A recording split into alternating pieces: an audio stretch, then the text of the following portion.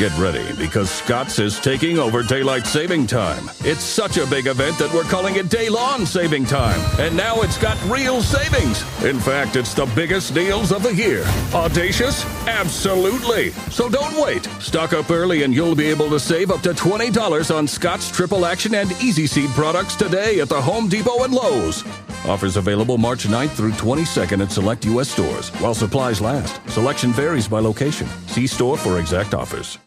All right, I'm Evan Unger, and I guess I consider myself a world-class fixer of the mess that is meetings, and you're listening to the Agile Uprising podcast.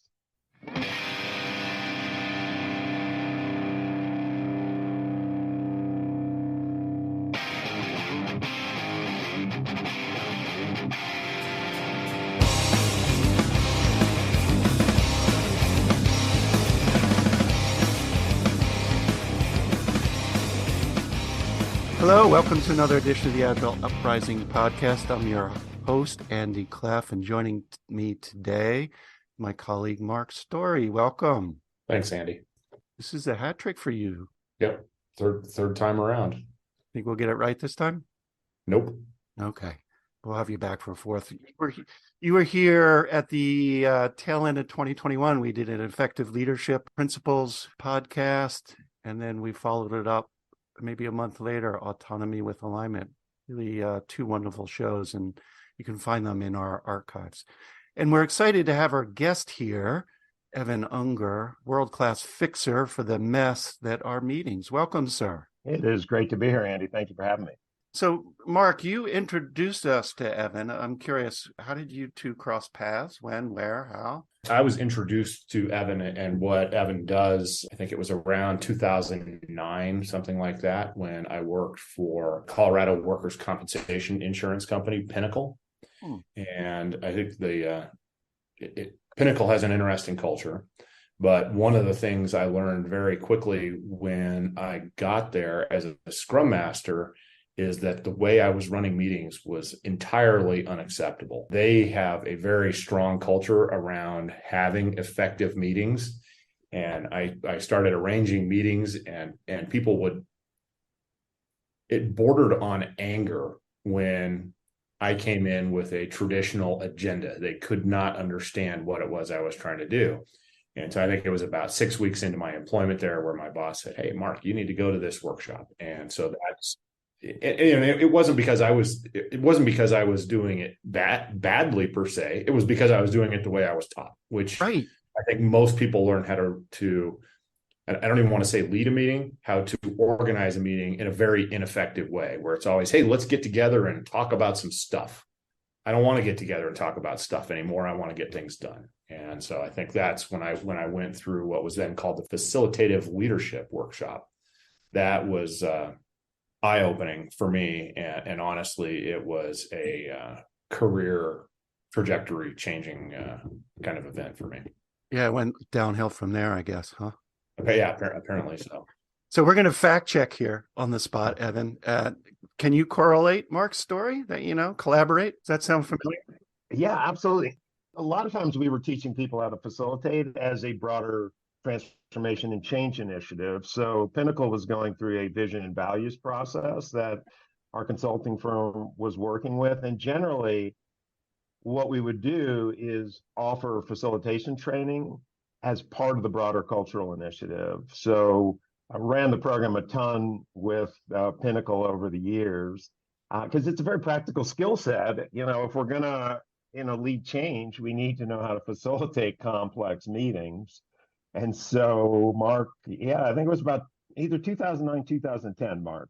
Somewhere in there. If I'm trying to recall. And we probably ran the program for Pinnacle, I don't remember, 10, times, maybe more. And with really, because I think, Marc, it's interesting, we learned watching meetings from the senior people in the organization, and awful, they're just horrible at it. I mean, they just model what misery looks like. And then we're like, oh, I guess that's what a meeting looks like. The leader talks and everyone just listens. Or pretends to listen. I think frequently the more senior people are, the worse their meetings are. Oh, without question. Yeah. We'll get into power dynamics. But before we do, Evan, how did you get into this business? Tell us a little bit about your backstory. and your journey? Well, that's interesting you say journey, because I used to do a lot of team buildings, and one of the exercises we did was called journey lines, which I learned from my mentor, because a lot of mentors that I had back when I was in Merck came out of the GE tradition of workout and the change acceleration process when Jack Welch was the big thing. Yeah. And so you and I, Andy, are about the same age. And so when I was at Merck, I went through a couple of promotions where they promoted me into a role I really wasn't competent for, the director of change leadership and development. And as part of that, we designed a process to teach very senior people how to facilitate complex meetings around a procurement reengineering project. So that's kind of where I got my start, was at Merck. Back then, you remember Michael Hammer was sort of one of the pundits who was doing, process reengineering work. I think dead or alive. I think he's dead. I'm trying to remember at this point, because you and I, Andy, are getting on there. I'm not even sure we're middle age at this point. I'm 59. I think I saw yesterday middle age ends at 60. So I got another year left. Marc's got a few more. My favorite definition is old is 10 years older than you are today. That's what I'm going for. Exactly. But when we get together with our friends from way back when, we feel like we're 21 still. But when I'm on the pickleball court right now, I feel it, right? I'm sure I've got a couple of hip replacements on the way here soon. Yeah. And so that's where I really got exposed to it, was when I was at Merck. And, as I said, I had a lot of really good people who I was able to learn from when I was the director of change, fancy title for, really doing internal cultural transformation work at Merck. So the theme for today's show, and we're not quite sure what the title is going to be. We're bouncing around some things. Marc, you said your favorites was the first draft. Your meetings suck. Now what? Yeah. That would be good clickbait. Meetings, the good, the bad, the ugly. Evan, in preparing for this show, you offered up, so we meet again. Anyway, let's talk about, what do we mean by meetings? And then we'll dive into some data. Who wants to share a definition, a working definition of what the heck is a meeting anyway? I mean, Marc, I'd be interested in your take, because you're, have been inside organizations more recently than I have, right? I left Merck in 95 and then was with a big healthcare company through 96. But you've been sitting inside organizational meetings more recently than me. So how would you think about it? Well, I think there's both what they are and what they should be. And I think largely what they are is a bunch of people getting together and talking about some generally poorly defined subject. Whether or not they do anything, whether they make any decisions or do any planning or any of those things, is kind of hit and miss. But what meetings should be is a very targeted event where the right people are in the room and they're there for a specific purpose, and they know what that purpose is, and they know how they're going to achieve that goal. Love it. Evan, what, if anything, would you add? Yeah, I mean, there's different types of meetings, right? There are meetings that are informational meetings where there's some expert presenting information. A lot of those should be killed, because you probably can use an email to send the deck around. There are status update meetings where, basically we're updating people what's happening in the department or the project. But the types of meetings that Marc's getting at is what we call a collaborative problem solving and decision making meeting. We're trying to make a decision. Maybe we're trying to figure out how to allocate capital, right? Or decide what's going to be, on the dashboard or something. But we're getting a group together to try to get them to achieve something, right? Collaboratively. And I see so many meetings where the implicit objective is discuss. That's it. Discuss. To what end? Right? To just entertain each other. And, that's the key is the group, to Marc's point, crystal clear why they're there, and most of the time they're not. And are they clear what they're trying to do? And it discuss to what end? Make a decision, build a list of recommendations, figure out how we're going to design a new process. So in meetings, I think anytime you get more than two people together with some sort of objective or goal to achieve collectively. Got it. So listeners, challenge. You can look at your calendar if you want to. ballpark, what percentage of your total working time is spent in meetings? 10, 20, 90, 100? And then what proportion of those are good, productive, and useful? And we want to explore the bold hypothesis of what if our businesses, our teams eliminated those meaningless or unproductive meetings, replaced with something else? What would that look like? Andy, maybe another addition to that. I frequently ask this question of people who I'm coaching, which is when you look at that calendar, I ask people to go through their meetings and say, what would happen if I didn't go to that meeting? And the answer of absolutely nothing is shockingly frequent. Why do we put up with this? And so I want to tap into both of your data banks here. Is this a new problem, or has it just been around for decades upon decades and we just tolerate it? Thoughts? From my perspective, it's been decades and decades. I've been, teaching people complex collaborative facilitation for almost 30 years. And I've asked two questions to clients. The first one is, how many meetings in your organization? Of course, that depends on the size of the organization. But a big global client with 70,000 people, I used to work for Merck, they could have 200,000 meetings in a day. The second question I always ask them is, what's the average effectiveness of the meetings? And in 29 years of doing this, I've never heard a client say 80%. Rarely, I'm probably on one hand where it's 70%. I can't tell you how many times people say 50% or lower. And I always say, let's do the math. Okay, you're spending 100,000, you're running 100,000 meetings in a day. You're running them, we'll give you 70%. And rarely did they say that. That's a C minus. Think about the massive loss to an organization's effectiveness. I don't know why people tolerate. Part of it, I think, is political, right? Senior people hold meetings and it's performative to some degree. And we go because we feel politically we have to go. And Marc's right. Why should we go to a meeting if the leader can't tell us why we're here, what we're doing, what my role is? But we go. It's been around for decades. Huge impact on a couple of key measurable outcomes. Productivity, you mentioned one, right? Yep. Employee engagement. Yeah. You shared with me, Evan, an article from The Atlantic. I think it was last year. It was in December, I think it came out. So what was there data there? Was there some correlation between just the sheer number of meetings and employee engagement? Do you remember?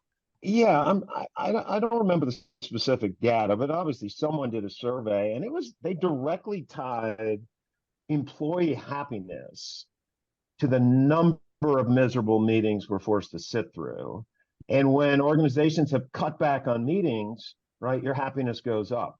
I mean, and think about it. Engagement is like, if we're not feeling good, there's no way the results we seek are going to be what we need. And we just are forced to endure misery. Now, look, I've done a lot of meditation. I wouldn't say I'm a Buddhist, but what's the first noble truth? Life is suffering. I think at the meeting level, that's where the suffering starts in an organization, is in meetings. Yeah, I wouldn't be surprised if 90% of employees at any given company, if you said, what's the worst part of your day? Yeah. They would say meetings or crappy meetings. Yeah, I think it has a huge impact. Not just happiness, but joy, engagement, and how many meetings these days are truly full of engagement. I'm curious, there's also the thought that we have to get together to be productive. I wonder if that's true. Has anybody looked at meeting-free days? That always comes up, right? I don't meet on Wednesdays, or I only meet on Wednesdays. Is there data out there on the impact of fewer meetings and overall business productivity? I think there is. I don't know off the top of my head, but I've seen a lot of things that say there are a lot of organizations for going even to 3-day meeting-free days, right? And it has an impact on productivity because people now need to think about, with the time we're together, we want to make sure we make it useful. So off the top of my head, I don't know the data, but I know it is there, right? Because I've read articles about it. And I think the pandemic had a pretty big impact on meetings. People started having, I think I saw some data, maybe 10% more meetings. And a lot of that, I think, was performative because we were in our homes And people were like, well, I got to show I'm doing something. So they were putting meetings on the calendar. And it was a lot of times just to give some sense we were doing something sitting here in our homes at our desk. Hmm. And so meetings I know have gone up during the pandemic significantly. So I want to circle back on why we tolerate this, right? We're otherwise intelligent people making unintelligent choices. You mentioned performance, politics. I'm curious, what are other reasons that people are afraid or reluctant to say no to that next meeting invite? This is a toss up, either one of you. Marc, what are your thoughts on that?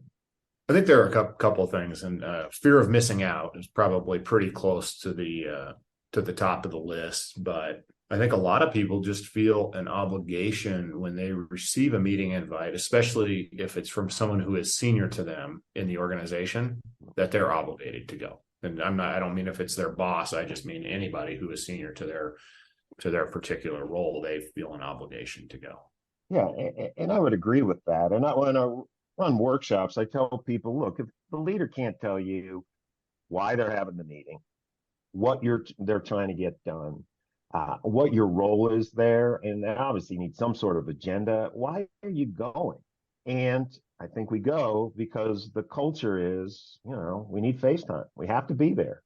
And so it's just a habit that needs to be broken if we really want to have productive organizations. So many meetings, I think, should be killed, just literally taken off the books. And interesting, going back to where I learned GE workout, I think they called it, when they did workouts, in many ways it was bureaucracy busting, but they had I think it was called the ramp matrix. And when they brought people together, they were like, can we eliminate reports, approval processes, meetings, metrics, and the P was processes. Because there's so many things that just get generated and then they become standing things. We're going to have these reports. We're going to keep measuring this. We're going to have these meetings that could be killed, but the bureaucracy just keeps them flowing.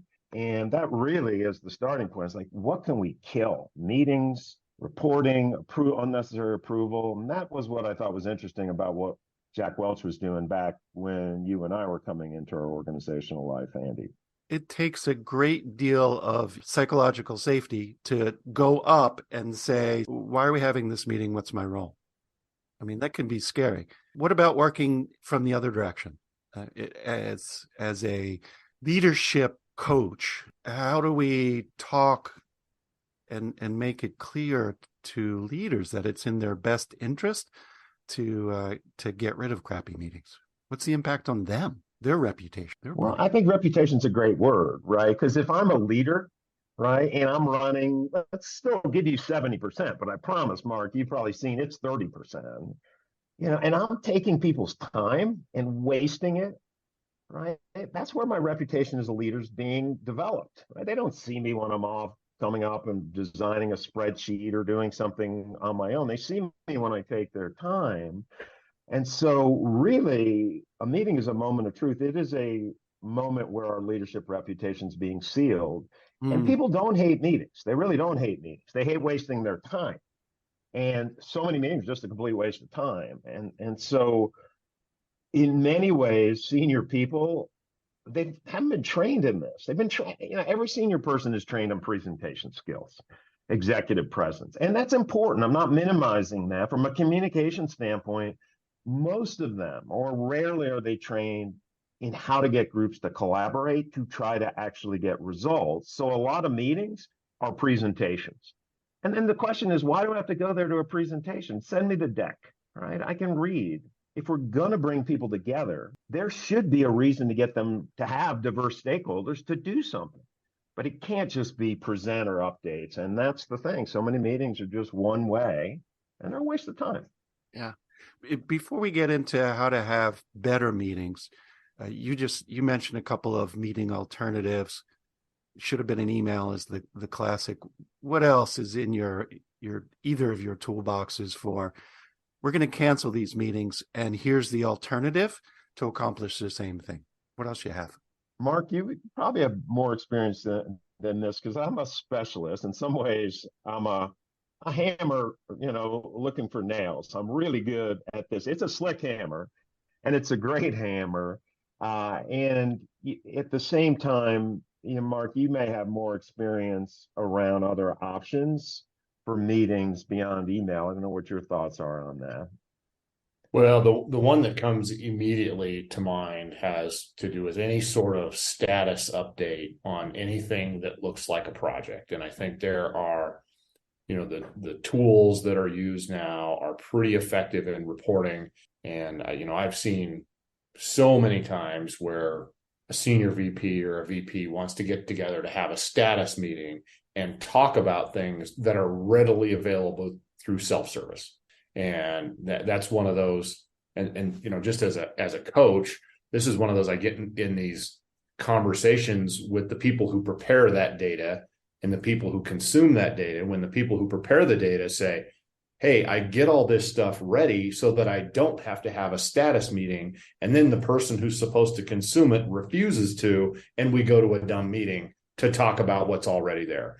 So I think a lot of stuff like that those sorts of meetings could be cut off almost immediately, and that would not only free up the time and the context switching that goes into them, but it would make people feel about the work that they're putting in anyway. Yeah, that's huge. That context switch, that planned interruption in your day that is coming. Yep. So let's switch gears and talk about what high performance meetings and how to have them, and share some resources. So we've talked about good meetings, making sure that people don't just, it's not activity theater, don't just get stuff done, but get the right stuff done, the right time with the right people. I'm trying to think of some of my favorite books from the past about meetings. I'm curious what you've got. One of the early ones was Lencioni's Death by Meeting. Yeah. That was a great fable. What else do you have out there? Well, it's interesting. Lencioni, we always bring him up. One of his more recent books, The Advantage, it talks about really what do we have as an organization as a true differentiator. It's the health of the organization. And he also talks about the centrality of meetings to the health of the organization, because meetings are important, certain types of meetings. If we're going to use them, they better be well run, because if we're just running meetings to run meetings, it's toxic. It drains the organization. And so I've always loved Lencioni's work because it's just so simple to access, right? And he works at the C team level, and we've gone in after a client where he's working at the C team level, working a level or two down, teaching people how to run, high stakes meeting. But the honest truth is I'm not that versed in the literature. Like, I'm not an agile person. You all are. I train tons of the agile Scrum, project managers, because they have to facilitate. But I am not that on top of some of the, tech, the Jira, Asana, Slack. I hear all these terms, but I don't really know how they help people. I think it's better that way for you, Evans. Don't go there. Don't go into that room. It's scary. I'm too old to learn that stuff. Marc, you got any favorite titles that come to mind? No, I'm far less literate when it comes to, but just put my reading about how to lead a meeting ended in about 2010. So as soon as I had Evan's workbook, that's my reference. And if I need some new tool or technique, I have the Google to help me out. So awesome. And Marc, I can't remember when we ran this. Were we still using 3-ring binders back then, or have we gone to corkscrew binders? Because now we're doing it electronically. But I think I have one of each, actually. Because like I said, that's right. I've done the course twice. Yeah, by the time we got to Comcast, I think we had gotten to the corkscrew spiral binding. And but I mean, I talked to people who took the course, 20 years ago, and they hold up that 3-ring binder. Frankly, we do videotaping. They hold up the VHS tape. When I go back far enough, we were taping people on VHS, and now these kids have no idea what a VCR is. But it goes back that far. Get off my lawn. All right, so you have some wonderful ideas, whether they're in binders, spiral bound, or online, on what it takes to have a well-run meeting. And I suspect the missing sauce is facilitation. Yeah. Yeah, and I always work with people. I have them think there's so many different books we've all read on leadership. One of the simplest ways to think about leadership is simply on a continuum, where on the one extreme, you could be the expert, right? You could be the person who knows the most about the system you're designing, and you bring a group together as the expert. And as the expert, you're deciding for the group and presenting, right? That's presentation skills. The other side of the extreme is what we call process experts, right? Where even if you have expertise, you know how to bring the right people together, you have skills in collaboration, and you stay completely neutral on what the system looks like, right? Because you trust the group has the expertise. And so, really, to me, the art of leadership is knowing how to get a group to come together, get alignment around why they're doing things, what they're doing. You bring the process expertise to help bridge the expertise of the group to help them achieve an objective. And that is the art of leadership, is just pure process facilitation. And that's what I've always done, is work in neutral mode, knowing when people go back in the real world, they're in the middle of the continuum. They're going to make decisions for teams. If you can get a group of team to make a decision, never tell them what you think, that is the art. As long as it's the best decision and they buy in, that is the art. And you can do it. You can be a Yeah. great leader and never tell people what to think or do. Well, there's David Marquet's work where he talks about he's only making one decision as the leader, and he puts it in the context of a nuclear attack submarine, and his is fire. Everything else is disseminated to the crew with mission clarity and confirmation of competency. So it makes a lot of sense. But in today's world, when we talked a little bit about the leader being in the room, there's that power dynamic in a meeting. Yeah. The danger of both formal positional in the org chart hierarchy, informal relationship influence. I'm curious how your model and the beautiful hammer that you have begins to tackle some of those dynamics. Well, to me, we pick up with the assumption you have a reason to bring people together, right? We're not on the side of which meeting should be killed, which shouldn't. And so it starts with, are you clear why you're here, what you're doing, right? Can you design a good process? But I think what you're getting at, Andy, I think someone at Microsoft, they called it the hippo model of decision making, right? The highest paid person's opinion. It's the senior person. And everyone has diversity initiatives going on, right? And they're important, right? DEI initiatives are important, but I like to think about diversity a little more broadly. In addition to the traditional categories of diversity, gender, race, there's cognitive diversity, right? There's leadership style diversity. There's introverts, there's extroverts, there's junior people, senior people. On global teams, there's different cultures. And so what we need to know how to do is hold space so we don't let the hippo impose his or her will on the group, because it could be that very junior person who might be a person of color, right? Who's maybe dialing in from Japan in a culture where they want to perhaps save face. Their boss is on the line, who has exactly the expertise to help the group make a better decision, but it is very hard to get them to weigh in.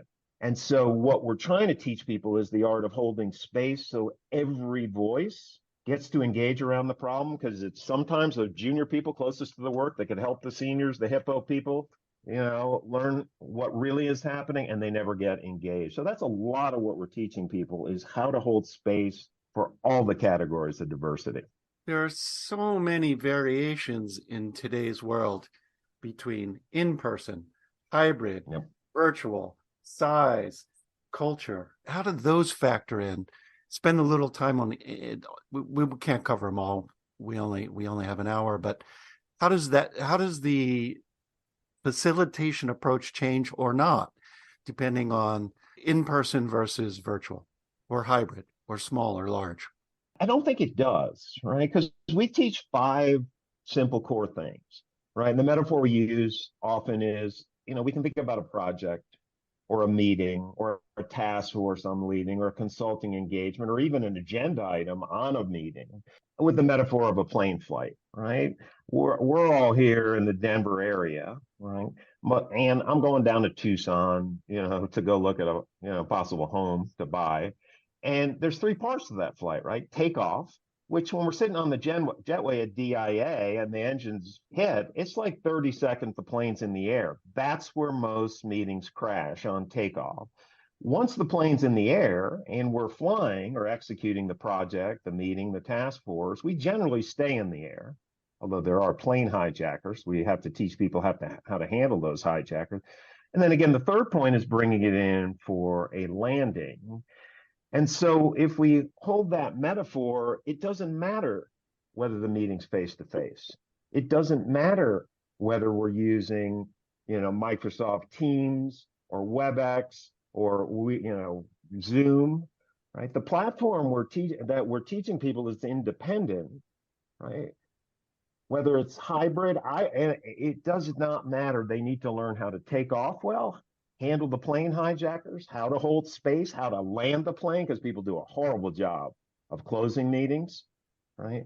And then we got to teach them how to design meetings, because most of the problems with meetings can be avoided by good design before we show up. And that's really, I don't think it matters what the platform is. And we used to run our program, right, face to face, because back when you and I were starting, Andy, a big company had no problem flying 30 people into Paris. Yep. And spending thousands of dollars. There were none of these platforms. And now we're doing the exact same thing that we used to do face to face. It's all virtual. We're really not running the face to face program anymore, because most of my clients, as I'm sure yours, they're just not running face to face meetings, except as the exception. So I don't think it really matters. Marc, your thoughts? Yeah, Evan, a little bit off topic there, but you touched on something that I think is really important. When I was in high school, I worked at an auto body shop, and I worked in the paint shop. And so I was always trying to soak up information because I wanted to paint my own car someday. But I would talk to the painter. Oh, how do you do this, and how do you get it all perfect? And the answer was always, a good paint job is in the prep work. It's not in the application of the color. And so I look at meetings that way sometimes, or not sometimes, all the time, because I think that's where you make or break your meeting, is how you set things up. If you don't put the work in to design a good meeting, your chances of getting a good result are very, very, very slim. I love it. That reminds me. So, gosh, when was this? I took one of my first Lisa Atkins workshops, and it was either the facilitation or coaching agile teams. And she talked about exactly that, but not in the same metaphor of the body shop. She talked about the container as an open top box. Fold them flat. There's the beginning, the prep work, so important, the actual meeting, and then the closing work. And I'm curious, for both of you, how do you know if the prep work was good enough? What's your method for getting feedback? Was this meeting time a good investment, or was it crap? Because we're all practicing. None of us are perfect. Practice, practice, practice. Yep. But how do you find out if it was a good meeting or bad? I'm going to defer to Evan, because closing is my weak spot. Well, I think, first of all, managing time, we do a horrible job of it.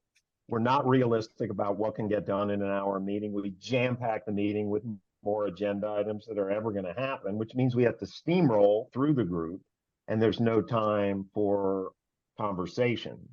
And that's why we only hear from the hippos. And so if we're not managing time well, what a lot of people do, instead of landing the plane at the end of the meeting, they keep talking faster. And what happens is people drop off. It's like, I got a 3 o'clock, I got to go. And so in terms of feedback, what we always teach people in closing the meetings, there's really 4 steps, and it's all obvious. Nothing we're doing is rocket science. Number 1, a lot of people use parking lots to be taking things offline and triaging issues that don't fit the purpose of today's meeting or the objectives of today's meeting, but it is relevant to the bigger project. So we got to close the parking lot. We had objectives for the meeting, and we don't always achieve them. So I got to come back to the objectives and say, all right, what did we get done? What didn't we get done? And then the third thing is, we better drop off those meetings crystal clear who's going to do what by when.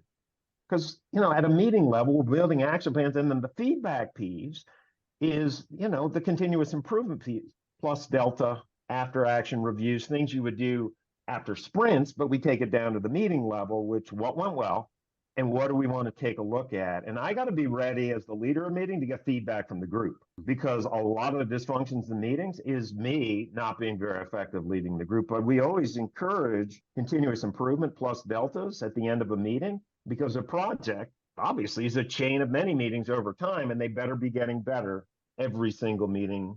And so that's the way we teach people how to close the meeting. How do you know if the data is accurate or people are just doing normative conformity?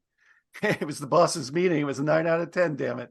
Well, I would say a couple things. If you really want true feedback, I would do it anonymously after the meeting. All right. Because if we do it in the meeting, it's a little harder unless the team is really, right, from a forming, storming, norming, performing standpoint, performing. And when we're at that stage, people are straight. Because when I used to do team buildings, a lot of what we were doing is teaching people how to give straight feedback to folks. And so I don't know that the data, it's hard to tell what the data is in terms of that. But I think the data at the end of the day is, did you achieve the objectives? And did the group buy in? And so I think the data really is, did we get the results we're seeking?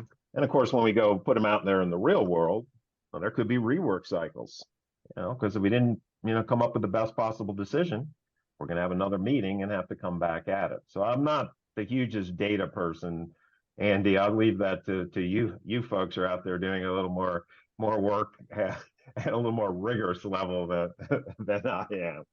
Well, thanks. Well, speaking of managing time, we're coming up to the end of our time box. For either Marc or Evan, is there a topic you wanted to explore?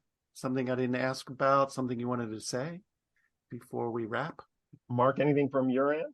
Well, I think from my end, in watching, I don't know, tens of thousands of meetings over the course of my career, is I love what Evan teaches, and I think it's highly effective, but I would encourage people to do something, because chances are pretty good right now that your meetings suck. So whether or not you want to use Evan's model or some other model, take something on to get better, because it's really not fair for you to spend your company's money ineffectively.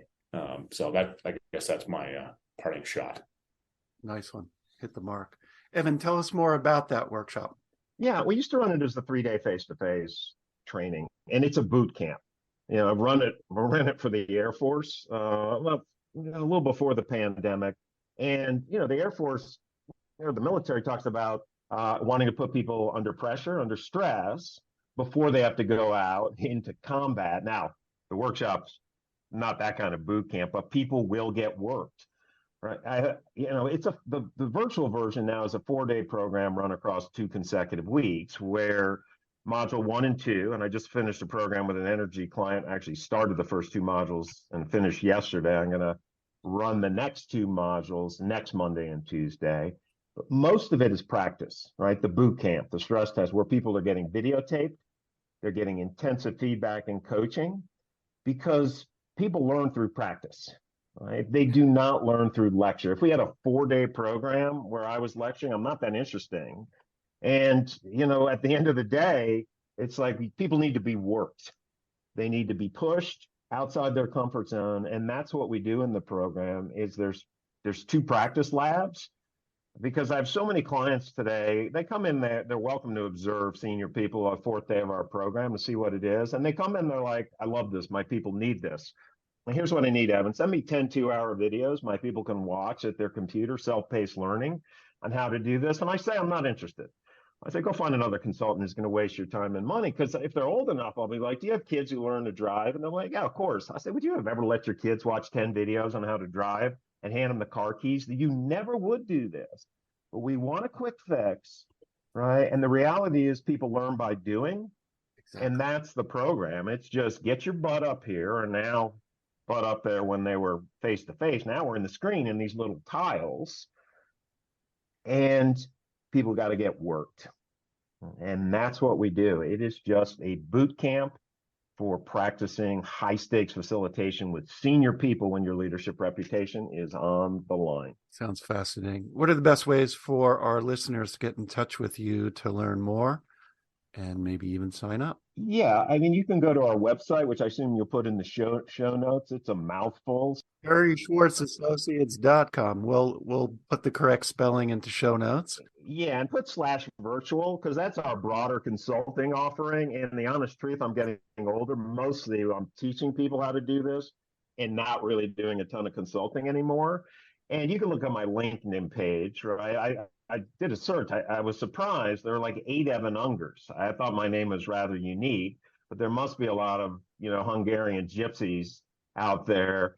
And I know one of them was a doctor who one of my shrinks knew him. He was like, I know an Evan Unger, but I'll be that guy with the sort of shit-eating grin with a blue shirt, and you can link to it from there. Yes. So, I'll be one of the older ones there. Awesome.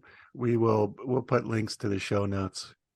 Thanks again to my co-host Marc Story from Agile Velocity and our meeting fixer Evan Unger. And to you, our listening audience, if you enjoyed this episode, let us know through a review, a rating, comments on that podcast platform of your choice.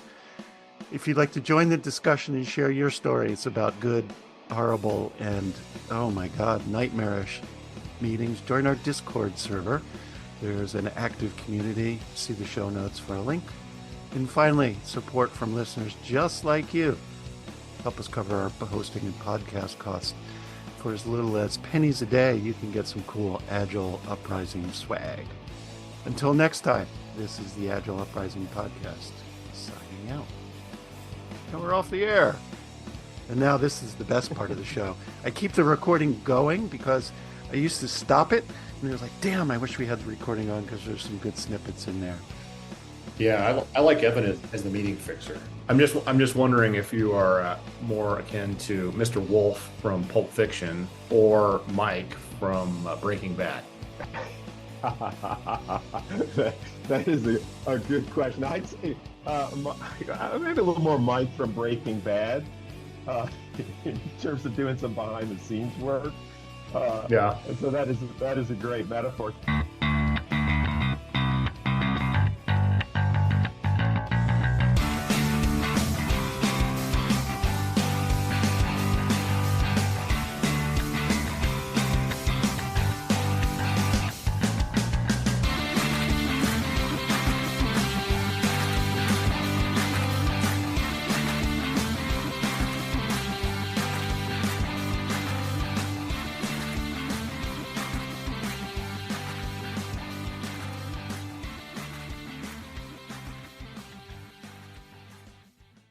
Get ready, because Scott's is taking over daylight saving time. It's such a big event that we're calling it day-long saving time. And now it's got real savings. In fact, it's the biggest deals of the year. Audacious? Absolutely. So don't wait. Stock up early and you'll be able to save up to $20 on Scott's Triple Action and Easy Seed products today at the Home Depot and Lowe's.